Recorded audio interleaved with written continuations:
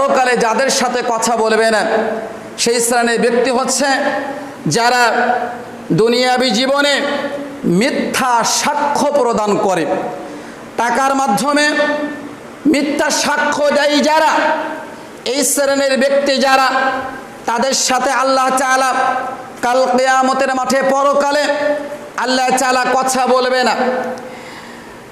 দুনিয়াবী জীবনে যত বড় বড় পাপ আছে তার মধ্যে অন্যতম একটা বড় পাপের মধ্যে একটা পাপ হচ্ছে মিথ্যা সাক্ষ্য প্রদান করা। মিথ্যা সাক্ষ্য প্রদান করা এমন একটা জঘন্যতম কাজ, এমন একটা জঘন্যতম পাপ, যে জঘন্যতম পাপের কারণে, জঘন্যতম কাজের কারণে সমাজে মারামারি, কাটাকাটি, অন্যায়, অবিচার, এর মাধ্যমে লুটতরাজ, চাঁদাবাজি এগুলো সংগঠিত হয়। মিথ্যা সাক্ষ্য প্রদানের মাধ্যমে এগুলো সংগঠিত হয়। কিভাবে আপনি বলবেন? কারণ যে একজন চাঁদাবাজ, যে লুটতরাজ বা যে অন্যায় অবিচার করে, সন্ত্রাসী করে, সমাজের বুকে খুন খারাপি করে, অন্যায় অপকর্ম করে, এই শ্রেণীর ব্যক্তিরা যদি মিথ্যা সাক্ষ্যের মাধ্যমে যদি সে জামিন পেয়ে যায় এবং নির্দোষ ব্যক্তিরা যদি সাজা পেয়ে যায়, তাহলে এই সমাজ অন্যায় অবিচারে খুন খারাপিতে ভরে যাবে। অথচ তাদের উচিত, তাদের জেলে থাকা উচিত ছিল, কিন্তু তারা মিথ্যা সাক্ষ্য দিয়ে, মানুষদেরকে টাকা খাইয়ে মিথ্যা সাক্ষ্য দিয়ে তারা জেল থেকে কি করে যাচ্ছে? ছাড়া পেয়ে যাচ্ছে। পুলিশের সামনে তারা বুক ফুলিয়ে হাঁটছে। তাহলে এই সমস্ত ব্যক্তিরা যদি সমাজের বুকে থাকে, ঘুরে ঘুরে বেড়ায়, তাহলে কি সন্ত্রাস বাড়বে কে বাড়বে না? কথা বলেন, বাড়বে কে বাড়বে না? চাঁদাবাজি বাড়বে কে বাড়বে না? রাহাজানি বাড়বে কে বাড়বে না? বাড়বেই। কিন্তু যদি তারা জেলের ভিতরে থাকে, তাহলে মানুষ কি তাদের হাত তারা নিরাপদ নয়? তাদের হাত থেকে মানুষ নিরাপদ থাকবে, সমাজ নিরাপদ থাকবে, রাষ্ট্র নিরাপদ থাকবে, গ্রাম নিরাপদ থাকবে, পরিবার নিরাপদ থাকবে। আজকের কোর্টের সামনে দেখবেন হরেক রকমের সাক্ষী পাওয়া যায়, টাকার মাধ্যমে সাক্ষী ক্রয় বিক্রয় হয়। অপরাধ সংগঠিত হওয়ার সময় যে ব্যক্তির জন্মই হয় নাই, অপরাধ সংগঠিত হওয়ার সময় মনে করেন যে ব্যক্তির জন্মই হয় নাই, সেই ব্যক্তি দেখা যাচ্ছে খোঁজ নিয়ে সেই ব্যক্তি এই অপরাধের প্রধান সাক্ষী। এটা কিসের মাধ্যমে হচ্ছে ভাই? টাকার মাধ্যমে। সত্যকে মিথ্যা, মিথ্যাকে সত্য পরিণত করা হচ্ছে। বাস্তব এরকম অসংখ্য ঘটনা আমাদের দেশগুলোতে আমরা দেখতে পাচ্ছি। তাহলে এই যারা মিথ্যা সাক্ষ্য দিচ্ছে কিছু টাকার মাধ্যমে, ওই ব্যক্তি বুঝতে পারছে না যে আমি যে কাজটি করছি, এই কাজটি করাতে আল্লাহ তাআলা আমার প্রতি যে অখুশি, আল্লাহ তাআলা আমার প্রতি যে রাগান্বিত, আল্লাহ তাআলা যে আমার সাথে পরকালে কথা বলবে না, এই বিষয়টা জ্ঞান নেই। এই জন্য তার দ্বারা এই কাজগুলো হচ্ছে। অথচ আল্লাহ সুবহানাহু ওয়া তাআলা পবিত্র কুরআনুল কারীমের সূরাতুল ফুরকানের 72 নম্বর আয়াতে আল্লাহ তাআলা মুমিনের গুণ আল্লাহ তুলে ধরে বলছেন যে ওয়াল্লাযীনা লা ইয়াশহাদুনা আয-যুর, যে সফলকাম মুমিন যারা, তারা কখনো মিথ্যা সাক্ষ্য প্রদান করে না। তাহলে প্রকৃত মুমিন যারা, তারা কখনো মিথ্যা সাক্ষ্য দেয় না, বরং আল্লাহ তাআলা তাদের উদ্দেশ্য করে বলছেন, তারা, তাদের কর্তব্য হচ্ছে কি, যে তারা সর্বদা সত্য কথা বলবে, মিথ্যাকে তারা পরিহার করবে। এটা আল্লাহ বলছেন কোরআনুল কারীম সূরাতুল আহজাব ভাই আপনার 70 নম্বর আয়াতে আপনি দেখবেন আল্লাহ বলছেন, ইয়া আইয়ুহাল্লাযীনা আমানু তাকুল্লাহ, হে ঈমানদারগণ বিশ্বাসীগণ, তোমরা মহান রব আমি আল্লাহ তাআলাকে তোমরা ভয় করো। ওয়াকুল কাওলান সাদীদা, এবং তোমরা সর্বদা সঠিক কথা বলো, সত্য কথা বলো। তাহলে আল্লাহ তাআলা মুমিনদেরকে সঠিক কথা বলতে বলেছেন, সত্য কথা বলতে বলেছেন, মিথ্যা সাক্ষ্য প্রদান করা থেকে বিরত থাকার জন্য আল্লাহ নির্দেশ দিয়েছেন। আল্লাহ রাসূল সাল্লাল্লাহু আলাইহি ওয়াসাল্লাম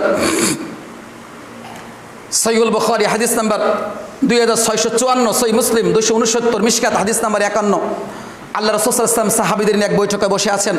আল্লাহ রাসূল সাল্লাল্লাহু আলাইহি ওয়াসাল্লাম সাহাবীদেরকে বলছিলেন, সাহাবী সঙ্গে সাথে শোনো, আলা উনাব্বিউকুম বিআকবারিল কাবাইর, আচ্ছা সাহাবারা, আমি কি তোমাদেরকে পৃথিবীর মধ্যে সবচেয়ে বড় কাবিরা গুনাহগুলো কি, পৃথিবীর মধ্যে সবচেয়ে বড় অপরাধগুলো কি, সে সম্পর্কে জানিয়ে দিব না?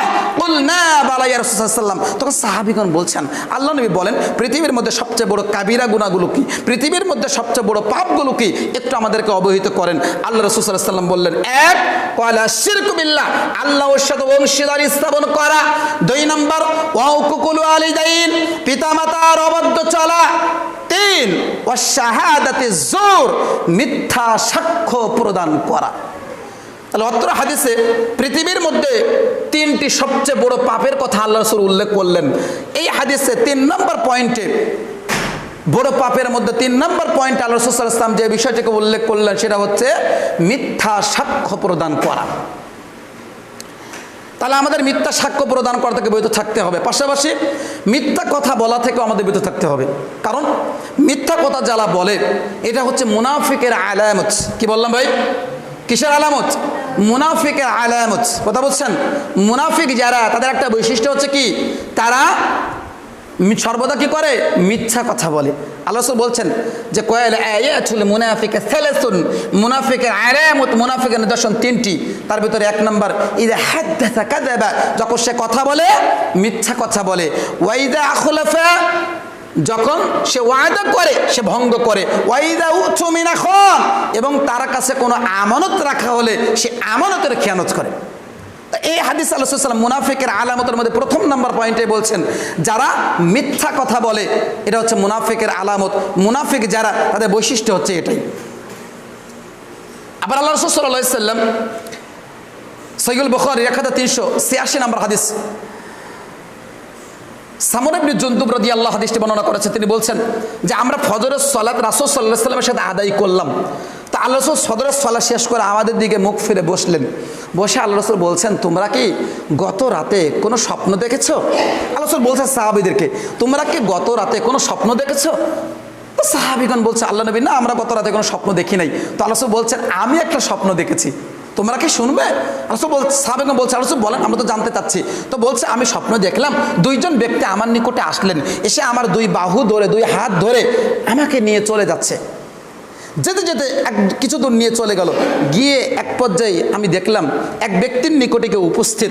যে ব্যক্তির, এক ব্যক্তি বসে আছে, আরেকজন ব্যক্তি তার পাশে দাঁড়িয়ে আছে লোহার একটা সাঁড়াশি নিয়ে। তো যে ব্যক্তি দাঁড়িয়ে আছে লোহার সাঁড়াশি নিয়ে, ওই ব্যক্তিকে আমি দেখলাম ওই লোহার সাঁড়াশি দ্বারা বসে থাকা ব্যক্তির এই ডান পাশের কি করলেন, গালের ভিতরে ওই সাঁড়াশিটা ঢুকিয়ে দিলেন। ঢুকিয়ে দিয়ে তার চোয়াল পর্যন্ত চিরে চৌচির করে দিলেন। কিছুক্ষণ পরে আমি আবার বের দেখলাম ওটা বের করে এবার তিনি বাম পাশে ঢোকালেন। বাম পাশের গালের চোয়ালটা সম্পূর্ণ চিরে চৌচির হয়ে গেল। চৌচির হওয়ার সাথে সাথে পূর্বের যে ডান পাশের গাল ছিল ওটা ভালো হয়ে গিয়েছে। বাম পাশ থেকে বের করলো, যখন ডান পাশে দেয় বাম পাশের গুলোটা ভালো হয়ে গেল। এভাবে করে তাদের শাস্তি দেওয়া হচ্ছে। তো আল্লাহ রাসূল জিজ্ঞাসা করেন তাদের কাছে, এই শ্রেণীর ব্যক্তি কারা? এভাবে করে তাদের করুণ শাস্তি দেওয়া হচ্ছে, এভাবে করে গাল চিরা হচ্ছে, ফেটে দেওয়া হচ্ছে। তখন বলছে, এরা হচ্ছে ওই শ্রেণীর ব্যক্তি যারা দুনিয়াবী জীবনে মিথ্যা কথা বলেছিল, যারা দুনিয়াবী জীবনে মিথ্যা রটনা করেছিল। তাদেরকে কিয়ামত পর্যন্ত এভাবে করে তাদের শাস্তি প্রদান করা হবে। সম্মানিত মসজিদের মুসল্লি, আপনাকে বলতে চাচ্ছিলাম, আপনি তো চায়ের দোকানে বসে মানুষের মিথ্যা কথা ঠিকই বলেন, আপনি তো মানুষের মিথ্যা রটনা করেন, অথচ আপনার পরিণাম কাল কিয়ামতের মাঠে কি হবে আপনি কি বুঝতে পারছেন? আপনি কি চিন্তা করেছেন যে এভাবে করে কাল কিয়ামতের মাঠে আপনাকেও এই লোহার সালাশি দ্বারা আপনার এই গাল দুটোকে চৌচির করে দেওয়া হবে, ফেলে চৌচির করে দেওয়া হবে। সেদিন পরিস্থিতি কত ভয়াবহ হবে আপনি চিন্তা করে দেখুন। তাহলে মিথ্যা পরিহার করতে হবে কি হবে না ভাইজান? মিথ্যা পরিহার করতে হবে কি হবে না? মিথ্যা পরিহার করতে হবে। তাহলে মিথ্যা যেমন পরিহার করতে হবে, পাশাপাশি কোনো টাকার মাধ্যমে নয়, টাকার মাধ্যমে মিথ্যা সাক্ষ্য প্রদান করা যাবে না। কথা বুঝছেন? যদি মিথ্যা সাক্ষ্য প্রদান করে তাহলে আল্লাহ তাআলা এই কাজের প্রতি কি হয়, এই শ্রেণীর ব্যক্তিদের প্রতি রাগান্বিত হয়, অখুশি হয়। এর কারণে আল্লাহ তাআলা পরকালে কাল কিয়ামতের মাঠে ওই শ্রেণীর ব্যক্তির সাথে কাল কিয়ামতের মাঠে কথা বলবে না। এজন্য আল্লাহ তাআলা আমাদের সবাইকে মিথ্যা সাক্ষ্য প্রদান করা, পাশাপাশি মিথ্যা কথা বলা থেকে বিরত থাকা তৌফিক আল্লাহ দান করুন। সকলে বলি আল্লাহুম্মা আমিন। সম্মানিত মসজিদের মুসল্লি, এরপরে আসি 7 নম্বর পয়েন্ট। যাদের সাথে আল্লাহ তাআলা পরকালে কথা বলবেন না তারা হচ্ছেন যে পিতামাতার অবাধ্য সন্তান যারা, পিতামাতার অবাধ্য সন্তান যারা, তাদের সাথে আল্লাহ তাআলা কাল কিয়ামতের মাঠে পরকালে কি করবে না? কথা বলবে না। তাহলে সন্তান হিসাবে আপনার আমার উচিত পিতামাতার সাথে সর্বদা সদাচরণ করা, পিতামাতার সাথে ভালো আচরণ করা। হয়তোবা পিতামাতা মাঝে মধ্যে আপনাকে আমাকে বকাঝকা করে, পিতামাতা হয়তোবা আপনার আমার সাথে মাঝে মাঝে রাগারাগি করে, হয়তো বিভিন্ন কথাবার্তা বলে, এ কথায় মন খারাপ করা যাবে না। পিতামাতা আপনাকে আমাকে যে কথাগুলো বলছে এটা আপনার আমার কল্যাণের জন্যই বলছে, কিন্তু আপনি সেটা উপলব্ধি করতে পারছে না। কিন্তু আপনি সেটা উপলব্ধি না করতে পেরে পিতামাতার মুখের উপরেই ঝাড়ি দিয়ে ধমক দিয়ে কথা বলছেন, এটা কিন্তু আল্লাহ পছন্দ করে না। পৃথিবীর মধ্যে আপনার আমার নিকট থেকে কিন্তু অনেক ব্যক্তি আছে সদাচরণ, নম্র আচরণ, ভালো আচরণ পাওয়ার দাবি রাখে, কিন্তু পিতামাতার মতো শ্রদ্ধা, ভালোবাসা, সম্মান পাওয়ার হক পৃথিবীর বুকে আর কেউ রাখে না। আল্লাহ রাব্বুল আলামিন কুরআনুল কারীমের মধ্যে যেখানেই তিনি সদাই সহানুভূতির কথা বলেছেন, সেখানেই কিন্তু আল্লাহ তাআলা পিতামাতার সাথে সদাচরণ, পিতামাতার সাথে নম্র আচরণের কথাই বলেছেন। আবার আল্লাহ তাআলা তার হকের পরেই যাদের স্থান আল্লাহ দিয়েছেন তারা হচ্ছেন কে? পিতামাতা। আল্লাহ বলছেন না সূরা বানী ইসরাঈল 15 নং পারা 3 নং পৃষ্ঠা 23 এবং 24 নম্বর আয়াত আল্লাহ বলছেন, ওয়াকাজা রাব্বুকা আল্লা তা'বুদু ইল্লা ইয়্যাহু, আমি মানুষদেরকে নির্দেশ দিলাম, হুকুম জারি করলাম, আল্লাহ তা'বুদু ইল্লা ইয়্যাহু, তোমরা একমাত্র আল্লাহর দাসত্ব করবা, আল্লাহ ব্যতীত অন্য কারোর উপাসনা তোমরা করবা না। ওয়াবিল ওয়ালিদাইনি ইহসানা, এবং তুমি তোমার পিতামাতার সাথে সদাচরণ করো, তুমি তোমার পিতামাতার সাথে ভালো আচরণ করো। কখন আপনি পিতামাতার সাথে ভালো আচরণ করবেন, কখন আপনি সদাচরণ করবেন, এটা আল্লাহ বলছেন, ইম্মা ইয়াবলুগান্না ইনদাকাল কিবারা আহাদুহুমা আও কিলাহুমা, পিতামাতার দুইজনের একজন অথবা উভয়ই যদি বার্ধক্য উপনীত হয়ে যায়, বয়স বেশি হয়ে যায়, বৃদ্ধা হয়ে যায়, তখন তুমি তোমার পিতামাতার সাথে সদাচরণ করো। ওয়ালা তানহারহুমা উফি ওয়ালা তানহারহুমা, পিতামাতার সাথে উফ শব্দ করে কথা বলো না। ওয়ালা তানহারহুমা, ধমক দিয়ে কথা বলো না, ঝাড়ি দিয়ে কথা বলো না। কওলেন কারীমা, বরং কোমল ভাষায়, নরম ভাষায়, মার্জিত ভাষায় তোমরা কথা বলো। আল্লাহ কিন্তু বলে দিচ্ছেন, সত্যগুলো কে দিয়েছেন? কথা বলেন, কে দিয়েছেন? আল্লাহ দিয়েছেন, যে তুমি যখন তোমার পিতামাতার সাথে কথা বলবা তখন তুমি উহ শব্দ করে কথা বলো না। আব্বু, আম্মু, এই কাজটা যদি না করতে তাহলে কতই না ভালো হতো, এভাবে কথা বলতে পারবেন না। ধমক দিয়ে, ঝাড়ি দিয়ে আপনি কথা বলতে পারবেন না। যদি কথায় বলতেই হয়, আল্লাহ বলছেন কওলান কারীমা, কোমল ভাষায়, নরম ভাষায়, মার্জিত ভাষায় কথা বলো। ওয়াকফিদ লাহুমা জানাহাল যুল্লি মিনার রাহমা, এবং তুমি তোমার পিতামাতার জন্য রহমতের ডানা প্রসারিত করে দাও, বিছিয়ে দাও, এবং রাত দিন তুমি তোমার পিতামাতার জন্য দোয়া করো, রাব্বির হামহুমা কামা রাব্বায়ানি সগীরা। রাত দিন এই দোয়া পিতামাতার জন্য করতে হবে। তাহলে যখন পিতামাতা বিরুদ্ধে হয়ে যাবে, বিশেষ করে সেই সময়ে মাতার মস্তিষ্ক ঠিক থাকে না, কখন কি বলবে, কোন কাজ করে বসবে, সেই কথা শুনে সেই কাজ দেখে আপনি সন্তান হিসেবে রাগান্বিত হয়ে যাবে না। সেই কাজ দেখে আপনি সন্তান হিসেবে ধমক দিয়ে, ঝাড়ি দিয়ে কথা বলতে পারবেন না, বরং কোমল ভাষায়, নরম ভাষায়, মার্জিত ভাষায় আপনি কথা বলতে হবে। এটা আল্লাহ বলছেন। আবার আল্লাহ তাআলা এই পিতামাতার অবাধ্য হওয়াকে হারাম ঘোষণা করলেন, যেটা আল্লাহ রাসূল সাল্লাল্লাহু আলাইহি ওয়াসাল্লাম সহিহুল বুখারী 2408 নম্বর হাদিসের ভিতরে স্পষ্ট হয়ে বলেছেন যে ইন্নাল্লাহা তাআলা হাররামা আলাইকুম, নিশ্চয়ই আল্লাহ তাআলা হারাম ঘোষণা করেছেন। কি হারাম ঘোষণা করেছেন? 1, উকুকাল উম্মাহাত, পিতামাতার অবাধ্য হওয়াকে হারাম ঘোষণা করেছেন। 2, অবাদাল বানাত, কন্যা সন্তানদেরকে জীবন্ত পুঁতে ফেলাকে আল্লাহ হারাম ঘোষণা করেছেন। ওয়ামান আওয়াহাত, কৃপণতা করাকে আল্লাহ তাআলা হারাম ঘোষণা করেছেন। তাহলে টাকা পয়সা আছে, দান সাদাকা করতে হবে, কৃপণতা করা যাবে না। তার আগের পয়েন্টে সন্তান বেশি হবেই, কিন্তু সন্তান বেশি হয়েছে বা দেখা যাচ্ছে সন্তান পৃথিবীতে আসলে সে কি খাবে, হ্যাঁ, এই রিজিক নিয়ে আপনি চিন্তা করছেন। অথচ আসমান জমিন সৃষ্টির 50,000 বছর পূর্বে কি হয়েছে? রিজিক নির্ধারণ করা হয়েছে, হয়েছে না? সে পৃথিবীতে এসে কি খাবে, কি খাওয়া দাওয়া করবে, সব কিছু কিন্তু লিপিবদ্ধ। তাহলে আপনি রিজিক নিয়ে কেন টেনশন করছেন? রিজিক নিয়ে কেন হতাশা গ্রস্ত যে আপনার সন্তান পৃথিবীতে আসলে আপনার সব কিছু খেয়ে নিবে? দেখা যাচ্ছে তখন আপনি কি করছেন? সন্তান পেরে আসলে আপনি বুঝতে পেরেছেন, তখন কি করছেন যে এখন সন্তান নেওয়ার প্রয়োজন নেই, ওই ইঞ্জেকশনের মাধ্যমে, মেডিসিনের মাধ্যমে সন্তান নষ্ট করে দিচ্ছেন। এটাও কিন্তু হত্যা। পূর্বযুগের মানুষরা কি করতো? কন্যা সন্তান হওয়াকে তারা অপমানজনক মনে করতো। এই লজ্জা থেকে বাঁচার জন্য তারা তাদের কন্যা সন্তানকে জীবন্ত মাটিতে পুঁতে ফেলে দিত। আর আজকের আমরা সেই কাজটি না করলেও তাদের সাথে মিল রেখে রিজিক নিয়ে চিন্তিত হয়ে দেখা যাচ্ছে মেডিসিনের মাধ্যমে, ইঞ্জেকশনের মাধ্যমে আমরা সন্তানকে নষ্ট করে দিচ্ছি। তাহলে সেটাও হত্যা, এটাও কি হত্যা? তা আল্লাহ রাসূল সাল্লাল্লাহু আলাইহি ওয়াসাল্লাম বলছেন যে ওয়ামানা আওয়াহাদ, আল্লাহ রাব্বুল আলামিন কৃপণতাকে হারাম ঘোষণা করলেন, এবং আদাল বানাত, এবং কন্যা সন্তানদেরকে জীবন্ত পুঁতে ফেলাকে হারাম ঘোষণা করলেন। এবং আরেকটা পয়েন্টে বলা হয়েছে আল্লাহ রাব্বুল পিতামাতার অবাধ্য হওয়াকে কি করেছেন? হারাম ঘোষণা করেছেন। আর এই শ্রেণীর ব্যক্তি যারা, তাদের জন্য আল্লাহ জান্নাতকে হারাম ঘোষণা করে দেন, হারাম ঘোষণা করেছেন, তারা কখনো জান্নাতে যাবে না। পাশাপাশি এই শ্রেণীর ব্যক্তি যারা, তাদের সাথে আল্লাহ রাব্বুল আলামিন কাল কিয়ামতের মাঠে পরকালে কথা বলবে না। সুতরাং পিতামাতার অবদ্ধ সন্তান যারা, আমরা 7 নম্বর পয়েন্টে জানলাম, পিতামাতার অবদ্ধ সন্তান যারা, তাদের সাথে আল্লাহ রাব্বুল আলামিন কাল কিয়ামতের মাঠে পরকালে কথা বলবে না। 8 নম্বর পয়েন্ট, পরকালে আল্লাহ রাব্বুল আলামিন যাদের সাথে কথা বলবে না সেই শ্রেণীর ব্যক্তি হচ্ছে অহংকারী ফকির যারা, বা অহংকারী দরিদ্র গরিব ব্যক্তি যারা, তাদের সাথে আল্লাহ রাব্বুল আলামিন কাল কিয়ামতের মাঠে কথা বলবে না। পৃথিবীর বুকে যত বড় বড় জঘন্য কাজ আছে তার মধ্যে অন্যতম একটা কাজ হচ্ছে এই অহংকার করা, অহমিকা করা। কোন মুসলিমের কাম্য নয় অহংকার করা, অহমিকা করে চলা।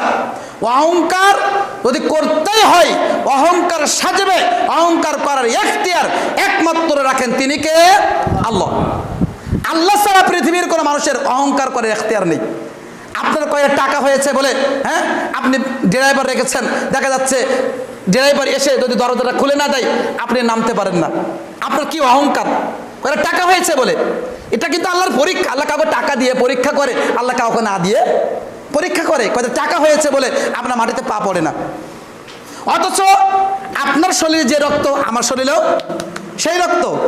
আপনি যে মাটিতে শায়িত হবেন, আমাকে সেই মাটিতে শায়িত হতে হবে। তাহলে এত বাহাদুরি কেন? এত অহংকার থাকবে কেন?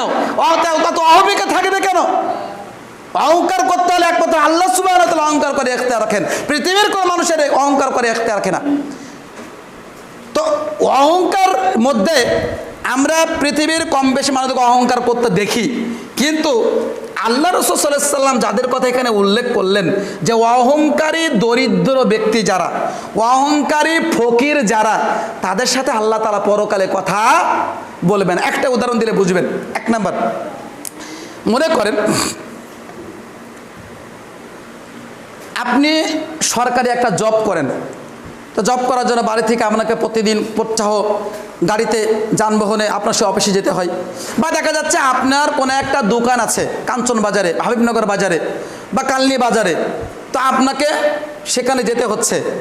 তো আপনি যখন দোকানে বসেন বা আপনি যখন যানবাহনে চলাফেরা করেন, তখন কিন্তু আমাদের কাছে অনেক অসহায় ব্যক্তি আসে না? অসহায় ব্যক্তি আছে, এসে আমাদের কাছে কিন্তু সাহায্য প্রার্থনা করে, তাদের সমস্যার কথাগুলো বলে। তো আপনার কাছে বারবার কন্টিনিউ চাচ্ছে সহযোগিতা।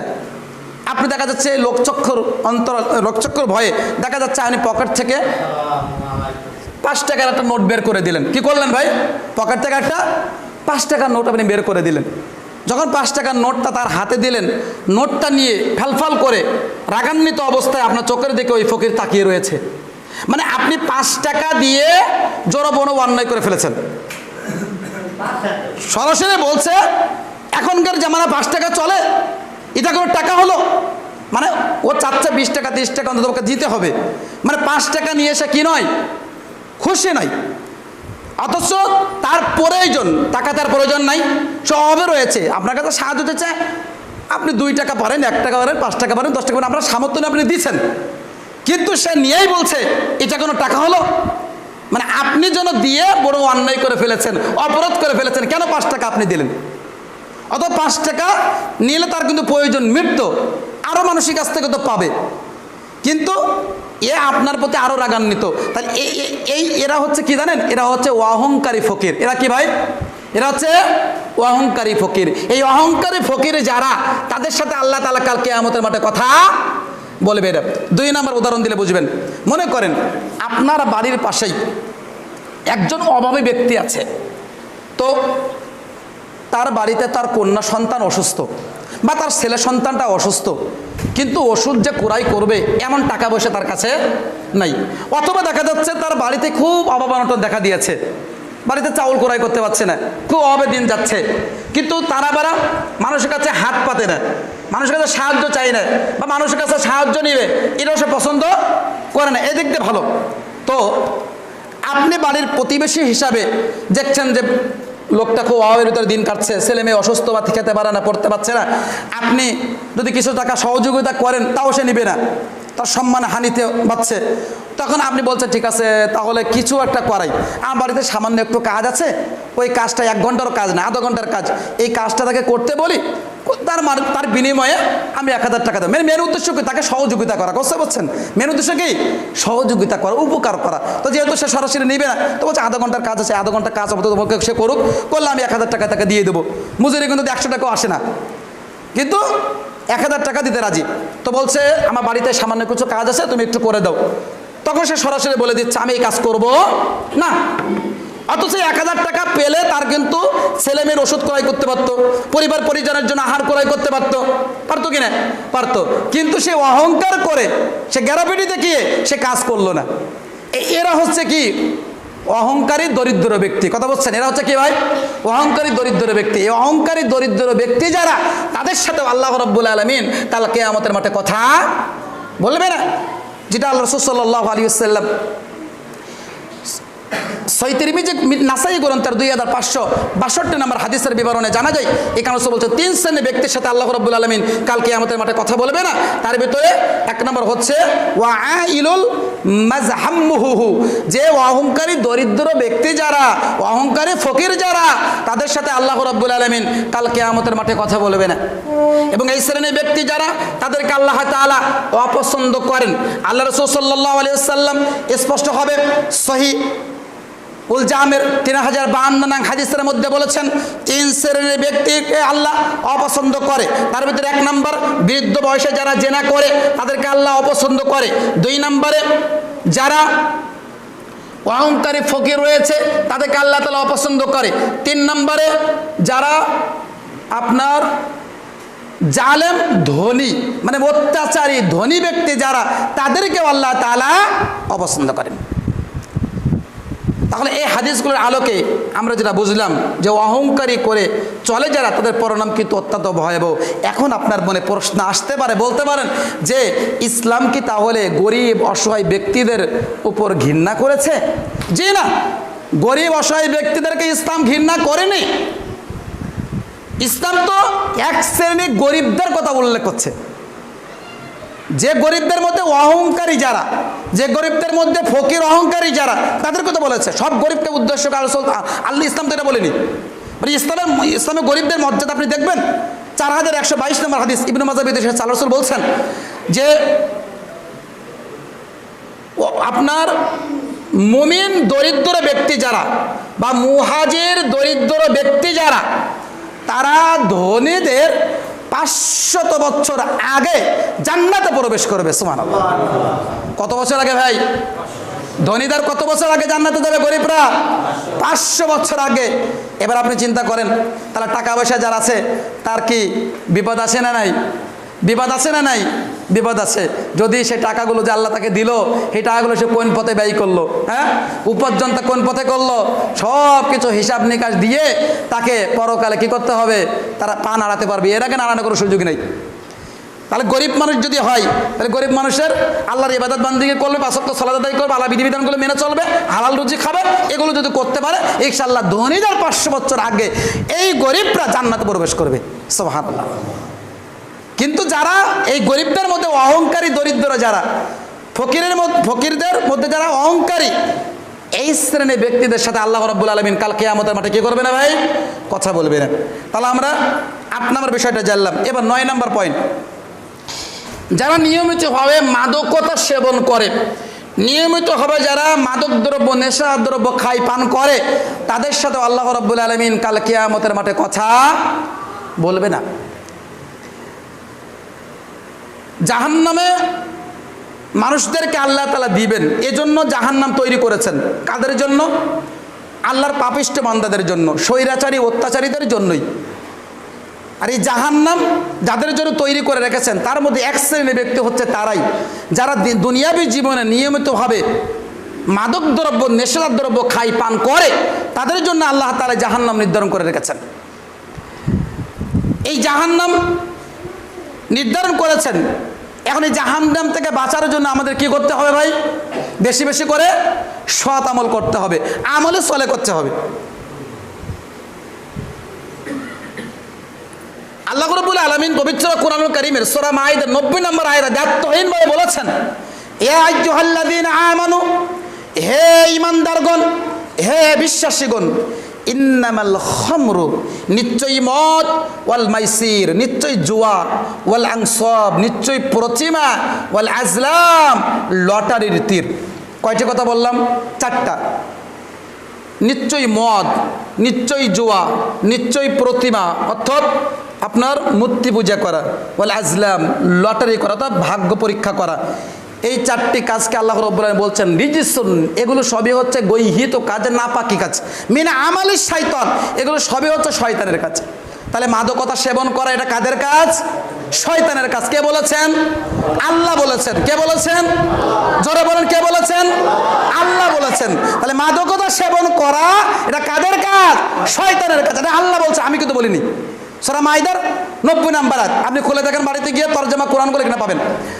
ফাজতানিবুহু, আবার আল্লাহ বলছেন মানুষদেরকে, দেখেন আবার আল্লাহ তাআলা অফার দিচ্ছেন, পৃথিবীর মানুষ তোমরা যারা নেশা করছো, ফাজতানিবুহু, তোমরা যদি নেশা থেকে ফিরে আসো, লাআল্লাকুম তুফলিহুন, তাহলে তোমরা সফল কাম হতে পারবা। সুবহানাল্লাহ। আল্লাহ তাআলা খারাপের কথা বলে আবার আল্লাহ অফার দিলেন, তোমরা যদি এটা থেকে ফিরে আসতে পারো তাহলে তোমরা সফল কাম হতে পারবা। আবার দেখেন, এই মাদকতা নেশাদার দ্রব্যকে আল্লাহ রাব্বুল আলামিন কিন্তু পরপর 3বার হারাম করেছিলেন। যেটা সূরা বাকারা 238 নম্বর আয়াত, সূরা নিসা 47 নম্বর আয়াত, পরে সূরা মাঈদা 90 নম্বর আয়াত। এই আয়াতগুলো যখন নাজিল হলো তখন মদ পরিপূর্ণভাবে হারাম হয়ে গেল। এখন আপনি বলেন, মাদক দ্রব্য বলতে আপনি আসলে কি বুঝেন? মাদক দ্রব্য বলতে আপনি আসলে কি বুঝেন? শুধু কি মদকেই মূলত মাদক দ্রব্য বলে?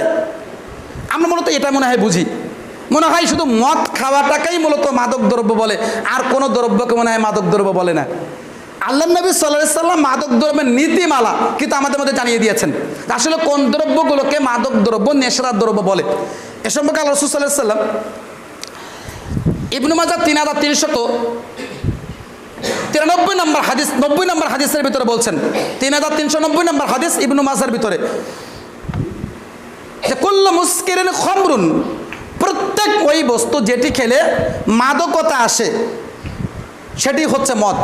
অকুল্লু খামরিন হারাম, প্রত্যেক মাদক দ্রব্য নেশার দ্রব্যই হচ্ছে হারাম। ইবনে মাজাহ 3388 নম্বর হাদিস, সহিহ বুখারী 7172, আল্লাহ রাসূল বলছেন, কুল্লু মুসকিরিন হারাম, প্রত্যেকটা মাদক দ্রব্য নেশাদার দ্রব্য হচ্ছে হারাম। 3 জাবির রাদিয়াল্লাহু তাআলা বলছেন, 3393 নম্বর হাদিস ইবনে মাজাহ, মা আসকারা কাসীরুহু ফাকালিলু হারাম, যে বস্তু বেশি পরিমাণে খেলে মাদকতা আসে তার সরিষা দানা পরিমাণ খাওয়া হারাম। আপনাদের মধ্যে 3টা হাদিস বললাম। প্রথম হাদিসে প্রত্যেক ওই বস্তুকে আল্লাহ রাসূল মদ বলে উল্লেখ করলেন যেটি খেলে মাদকতা আসে, নেশা হয়, সেটাকে আল্লাহ কি বলে উল্লেখ করলেন? মদ বলে উল্লেখ করলেন। 2 নম্বরে প্রত্যেক মাদক দ্রব্য নেশা দ্রব্যকে হারাম বলে উল্লেখ করলেন। 3 নম্বর হাদিসে যে বস্তু বেশি খেলে মাদকতা আসে তার সরিষা দানা পরিমাণ খাওয়াও হারাম। এখন আপনি সচেতন মুসলিম, আপনি যদি এই 3টা হাদিসকে সামনে রেখে বিশ্লেষণ করেন, অনুধাবন করেন, তাহলে আপনার কাছে কিন্তু বিষয়টা স্পষ্ট হয়ে যাবে যে আসলে কোন দ্রব্যগুলোকে মাদক দ্রব্য বলে আর কোন দ্রব্যগুলোকে মাদক দ্রব্য বলে না। বাংলাদেশের বুকে অনেক মাদক দ্রব্য আছে, নেশাদার দ্রব্য আছে, যেগুলো আজকে মানুষ খায়, পান করে। মানুষ মদ খায়, মানুষ গাঞ্জা খায়, মানুষ হিরোইন খায়, মানুষ ফেন্সিডিল খায়, মানুষ ইয়াবা খায়, মানুষ বিড়ি খায়, মানুষ সিগারেট খায়, মানুষ গুল খায়, মানুষ জর্দা খায়। খায় কি খায় না? আছে কি আছে না? আছে। এখন আপনি মনে করছেন যারা মদ পান করছে তারা বড় অন্যায় করেছে, আমি বিড়ি খাচ্ছি মনে হয় অন্যায় করছি না। ওটাও মদ, এটাও মদ, এটাও হারাম, ওটাও হারাম। হারামের মধ্যে কোনো কোয়ালিটি নেই, হালাল স্পষ্ট, হারামও স্পষ্ট। কথা বুঝতে পেরেছেন? আপনি এটাকে মিশ্রণ করতে আপনি পারবেন না। তাহলে যদি যারা বিড়ি খাবে, ভালো করে বুঝে নেন, যারা বিড়ি খাবে পরকালে আল্লাহ তাদের সাথে কথা বলবে না। যারা পানের সাথে জর্দা খাবে তাদের সাথে আল্লাহ কিয়ামতের মাঠে কথা বলবে না। যারা গুল খাবে তাদের সাথে আল্লাহ পরকালে কথা বলবে না।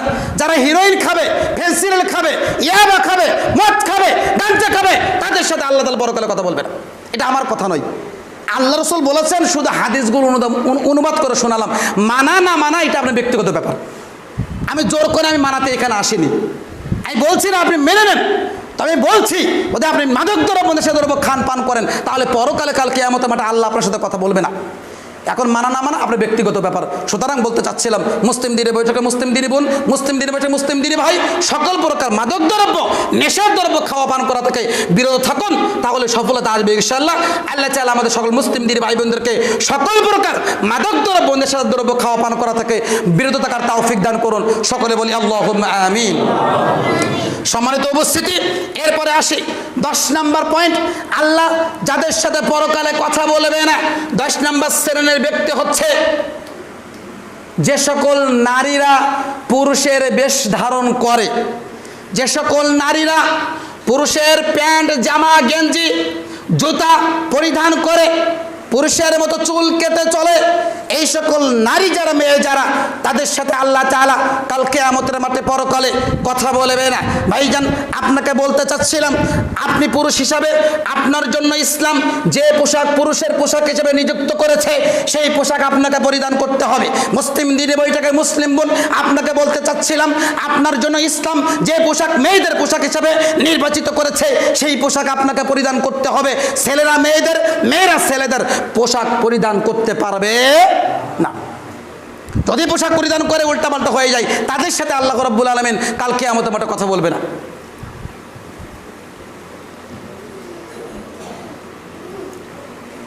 আজকের বর্তমান প্রেক্ষাপটে, বর্তমান সমাজে আজকে যত দিন যাচ্ছে, আজকের পুরুষের বেশধারী নারীর সংখ্যায় আজকের দিন দিন বৃদ্ধি পাচ্ছে।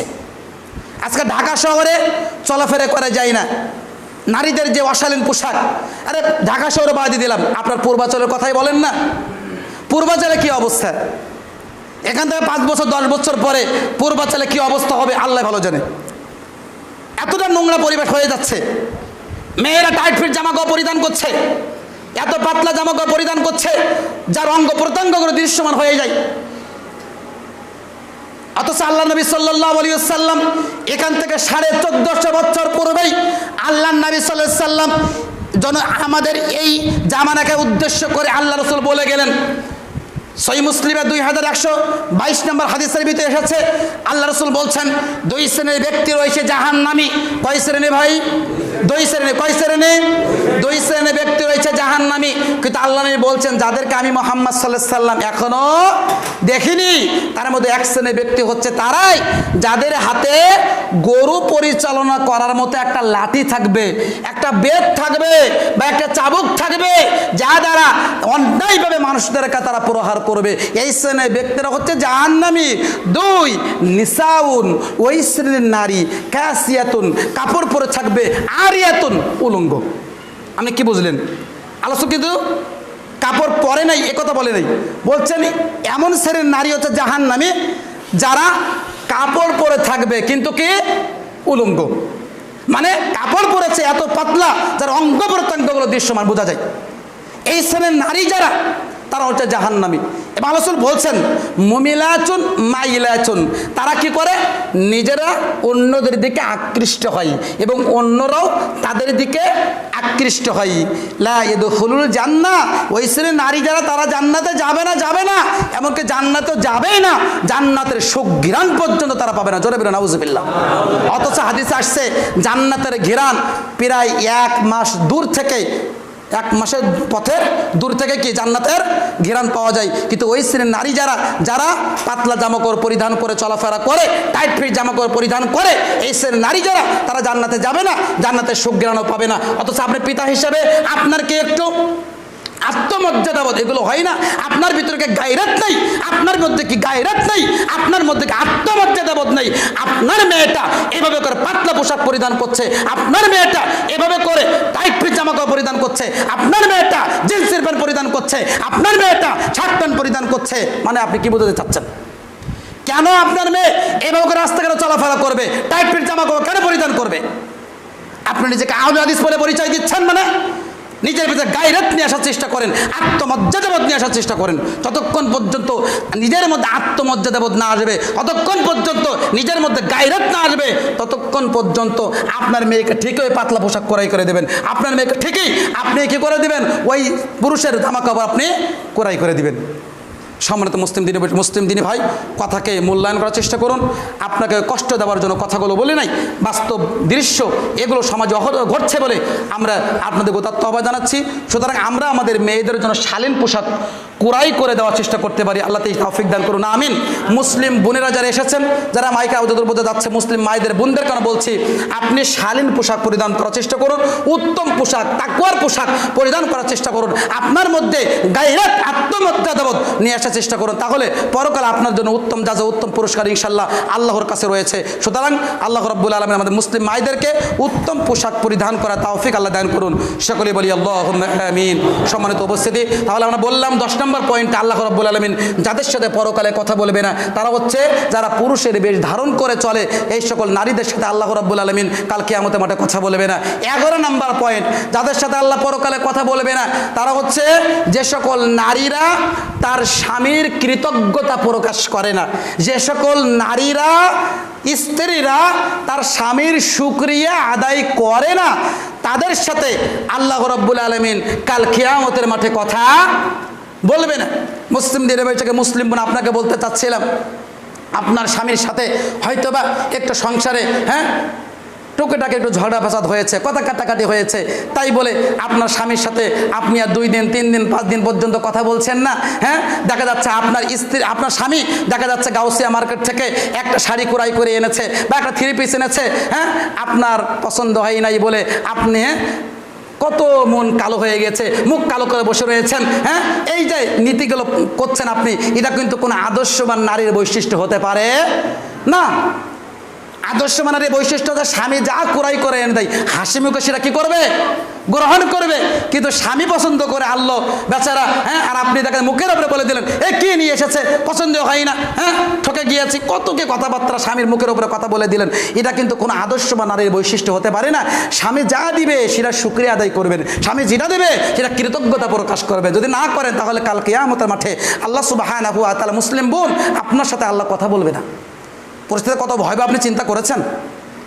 আল্লাহ রাসূল সাল্লাল্লাহু আলাইহি ওয়াসাল্লাম সহিহুল বুখারী গ্রন্থের হাদিস, আল্লাহ রাসূল সাল্লাল্লাহু আলাইহি ওয়াসাল্লাম বলছেন যে আমি যখন মিরাজে গেলাম তখন দেখলাম জাহান্নামের দিকে উকি দিয়ে জাহান্নামের অধিকাংশ হচ্ছে নারী আর নারী, জাহান্নাম অধিকাংশ নারী আর নারী। তো সাহাবীগণ জিজ্ঞাসা করছেন আল্লাহ নবী কেন নারীরা বেশি জাহান্নামে যাবে বা জাহান্নামে কেন? তখন আল্লাহ রাসূল সাল্লাল্লাহু আলাইহি ওয়াসাল্লাম বলছেন নারীরা কৃতজ্ঞতা স্বীকার করে না। তখন সাহাবীগণ বলছে আল্লাহ নবী নারীরা কি আল্লাহর কৃতজ্ঞতা স্বীকার করে না? তখন আল্লাহ রাসূল বলছেন আল্লাহর কথা না, বরং কেন কৃতজ্ঞতা বলতে স্বামীর কৃতজ্ঞতা, অর্থাৎ তারা স্বামীর কৃতজ্ঞতা প্রকাশ করে না। স্বামী দেখা যাচ্ছে 20 বছর বিয়ে হয়েছে, 19 বছর যাবত দেখা যাচ্ছে ভালো ভালো যখন যেটা চেয়েছে সকল ছেড়ে এনে দিয়েছে, 20 বছরের মাথায় গিয়ে স্বামীকে একটা জিনিস আনতে বললো, সেটা আনতে পারে নাই, তখনই ওই বোন, ওই মা, ওই স্ত্রী বলে বসেছে তোমার সাথে সংসার করে আমি কোনো সুখই পেলাম না। অথচ এই সামান্য কথা আপনার কাছে মনে হচ্ছে, কিন্তু এই সামান্য কথা বলার কারণে স্বয়ং আল্লাহ সুবহানাহু ওয়া তাআলা আপনার প্রতি রাগান্বিত হয়ে গিয়েছেন। সামান্য কথা বলার কারণে আল্লাহ তাআলা আপনার প্রতি অখুশি হয়ে গিয়েছেন, কিন্তু আপনি তো মনে করছেন সামান্য একটু কথা। আল্লাহ রাসূল সাল্লাল্লাহু আলাইহি ওয়াসাল্লাম বলছেন, হাদিস নাম্বার 3437 নম্বর হাদিস সহিহ বুখারীর, যে কোনো স্বামী যদি তার স্ত্রীকে রাত্রিতে তার কাছে আহ্বান করে এবং সেই স্ত্রী যদি অসম্মতি জানায় এবং সেই স্বামী যদি স্ত্রীর প্রতি রাগান্বিত থেকে অখুশি থেকে রাত অতিবাহিত করে, আল্লাহ নবী বলছেন ফেরেশতা মণ্ডলী যারা আছেন ওই ফেরেশতা মণ্ডলী ওই নারীর প্রতি অভিশাপ করে। জলে বলেন নাউজুবিল্লাহ। অনেক রিওয়ায়াতে এসেছে আল্লাহ রাব্বুল আলামিন ওই নারীর প্রতি অসন্তুষ্ট থাকে। তাহলে মুসলিম বোন, আল্লাহ যদি আপনার প্রতি অসন্তুষ্ট থাকে, ফেরেশতা যদি আপনার জন্য যদি বদদুয়া করে, তাহলে পরকালে কি আমরা টিকে দাঁড়াতে পারবো? বলেন, দাঁড়াতে পারবো? আমরা দাঁড়াতে পারবো না। এই জন্য আপনাদের উদাত্ত হবে যে মুসলিম মায়েদেরকে বলতে চাচ্ছি, সুতরাং স্বামীর খেদমত করবেন, স্বামীর কৃতজ্ঞতা প্রকাশ করবেন, স্বামীর শুকরিয়া আদায় করবেন। আপনি স্বামীর খেদমত করেন। নারীদের জান্নাতে যাওয়া কিন্তু সোজা ভাই, নারীদের জান্নাতে কি যাওয়া কিন্তু খুবই সহজ। আল্লাহ রাসূল বলছেন সহিহ মুসলিম মিশকাতের ভিতরে যে 3454 নম্বর হাদিস, যে নারীরা যদি 4টি কাজ করতে পারে তাহলে জান্নাতে যে 8টা দরজা রয়েছে 8টা দরজায় তার জন্য খুলে দেওয়া হবে। সুবহানাল্লাহ। যে কোনো দরজা দিয়ে ওই মুসলিম বোন মা জান্নাতে প্রবেশ করতে পারবে। তার ভিতরে 1 নম্বর আল মারআতুস সালিহা, 1 নম্বর বলা হচ্ছে নিয়মিতভাবে 5 ওয়াক্ত সালাত যে বোন, যে স্ত্রী মা পরিধান করবে, যে ব্যক্তি নিয়মিত 5 ওয়াক্ত সালাত আদায় করবে, বেশি সালাতে পড়ার কথা বলার প্রয়োজন নেই, বেশি পড়ার প্রয়োজন নেই, নিয়মিত হবে 5 ওয়াক্ত সালাত আদায় করেন। তারপরে ওয়াসামা শাহরুহা, রমাজান মাসে ফরজকে আমরা নিয়মিত পালন করার চেষ্টা করেন। 3 নম্বরে ওয়াফারজা জাওজাহা, আপনি আপনার লজ্জাস্থানে হেফাজত করেন, পরিপূর্ণ পর্দা করে চলেন। তারপরে 4 নম্বরে আপনি আপনার স্বামীর কৃতজ্ঞতা প্রকাশ করেন, স্বামীর খেদমত করেন, স্বামীকে ভালোবাসেন। 4টি কাজ যদি করতে পারে কোনো মুসলিম বোন, তাহলে জান্নাতের 8টা দরজায় তার জন্য খুলে দেওয়া হবে। সুবহানাল্লাহ। তাহলে এই অফারগুলো মুসলিম মায়েদেরকে নেওয়ার জন্য আমরা বিনীত হয় অনুরোধ পেশ করছি। 5 ওয়াক্ত সালাত আদায় করেন, নিয়মিত সিয়াম পালন করার চেষ্টা করেন, স্বামীর খেদমত করেন, লজ্জাস্থানে ইবাদত করার চেষ্টা করেন, তাহলে জান্নাতের 8টা দরজায় আপনার জন্য খুলে দেওয়া হবে। যে কোনো দরজা দিয়ে আপনি জান্নাতে প্রবেশ করতে পারবেন ইনশাআল্লাহ। সুতরাং আমরা 11 নম্বর পয়েন্টে আমরা আপনাদের মাঝে উপস্থাপন করলাম যে যারা স্বামীর শুকরিয়া আদায় করে না, কৃতজ্ঞতা প্রকাশ করে না, তাদের সাথে আল্লাহ রাব্বুল আলামিন কাল কিয়ামতের মাঠে কথা বলবে না। সম্মানিত উপস্থিতি, সময় স্বল্পতা, আমরা আর কথায় দীর্ঘায়িত করব না। এখন আরও অনেক কথা ছিল, আমরা কথা দীর্ঘায়িত না করে আমরা আপনাদের মাঝে গত জুম্মায় 5টা এবং এই জুম্মাতেও আরও মোটামুটি 6টা, এই মোট 11টা পয়েন্টের উপরে আমরা আলোকপাত করেছি। এই পয়েন্টগুলো আমরা যেন অনুধাবন করে এই সকল খারাপ কাজগুলো থেকে বিরত থেকে আমরা যেন সৎভাবে আমরা আমাদের জীবনকে আলোকিত করতে পারি, সাজাতে পারি। আল্লাহ রাব্বুল আলামিন আমাদের সবাইকে সেই তৌফিক দান করুন। সকলে বলি আল্লাহুম্মা আমিন। আল্লাহ সেই কাল